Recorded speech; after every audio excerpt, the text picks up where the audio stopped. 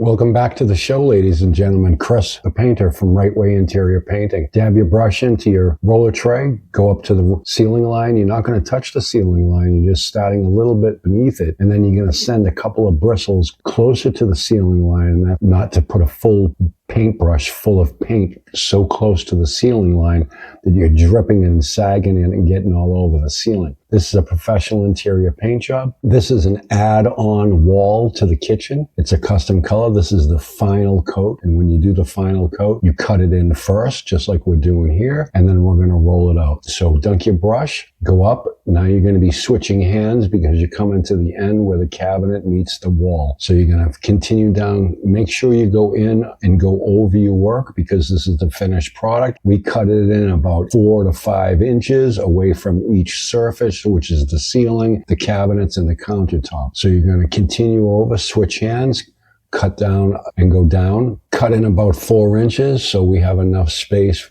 to put the roller so we're not whacking the side of the cabinetry and making a mess. That's very important. Just freehand it just like you did the ceiling all the way down.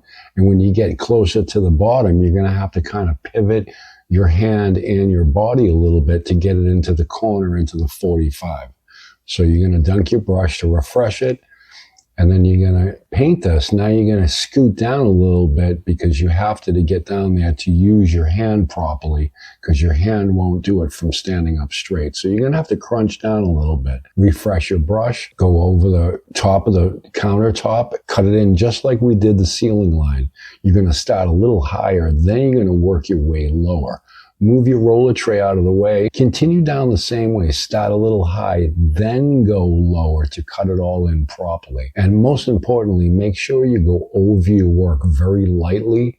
Therefore, it blends it all in together. So when you roll it, it looks uniformly done and professionally painted where there's no misses in the cut in or the rolling. So continue down, start a little high, then work your way down a little lower. On the edge, go over. We're going to touch up that one edge because this was an add-on. So go around your reciprocal because we want to make sure that we could roll freely around everything without touching it with the roller. There you go. Cut it all in. Perfect. Now make sure you go over your work and feather it all in. Very important. Now you're going to grab your roller and dunk it in 1, 2, 3, 4. We're not overloading the paint into the roller. We're putting it on equally. Start in the middle and go all the way up. This ensures that we're putting the paint on equally on the surface of the wall. So there's not too much paint at the top, the middle, or the bottom. It's equally distributed. So when the paint job dries, you're not looking at railroad tracks and holidays and misses throughout the wall. And then you're going to need to do it again. So go around your reciprocal, go over your work very lightly and blend it in. That's very important to make sure it's done uniformly and equally throughout that area. Now you're going to dunk your roller again into your tray very lightly. You're not going to overload your roller. That's very important. Dunk it into the reservoir and bring it back up onto the palette. And if you've watched any of my other movies, I'll show you how to do that. Look at the sheen on the wall. We're not overloading the wall so the wall is sagging, running, and drip. That's very important when you're rolling. We're just putting a thin second coat on it. Look at the sheen on that. Perfect. Go over your work lightly to blend everything in. You're not putting any pressure on the roller at this time. Dunk your roller, and then we're going to start in the middle of the wall and go up and down and over a little bit. That's extremely important to stick to the system throughout the wall. You don't want to start doing it this way and then end up doing it another way at the end to risk ruining the job. We appreciate you watching the video. Give us a like and subscribe. Give us some feedback. Ask a question. I'll answer it. I have 30 plus years experience interior painting and wallpapering. Dunk your roller again to refresh it. Dunk it into the reservoir and spin it around on the palette to distribute it equally throughout the roller. And then start in the middle of the wall and go up, down, and over a little bit. We want to cover the complete wall. We want to make sure it's uniform so when it dries, it looks like a professional painter and painted it. Go back over your work very lightly and blend it in.